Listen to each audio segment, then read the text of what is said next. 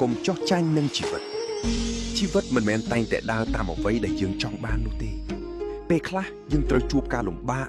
ការខកចិត្តការបរាជ័យនិងបញ្ហាជាច្រើនដែលធ្វើឲ្យយើងមានអារម្មណ៍ថាហត់នឿយប៉ុន្តែទោះជាយ៉ាងណាកុំចោះចាញ់នឹងជីវិតព្រោះគ្រប់ឧបសគ្គដែលយើងជួបគឺជាមេរៀនដែលបង្រៀនឲ្យយើងកាន់តែរឹងមាំនិងមានបទពិសោធន៍បើអ្នកហត់អ្នកអាចសម្រាកបានប៉ុន្តែកុំបោះបង់បើអ្នកដើរយឺតក៏មិនអីដែរតែសូមកុំឈប់ដើរកុំប្រៀបធៀបជីវិតរបស់ខ្លួនជាមួយអ្នកដទៃព្រោះមនុស្សម្នាក់ៗមានផ្លូវនិងពេលវេលាជោគជ័យខុសគ្នាចូលជឿលើខ្លួនឯងហើយបន្តខិតខំម្ដងមួយជួបទៀតថ្ងៃណាមួយអ្នកនឹងក្រឡេកមើលទៅក្រោយ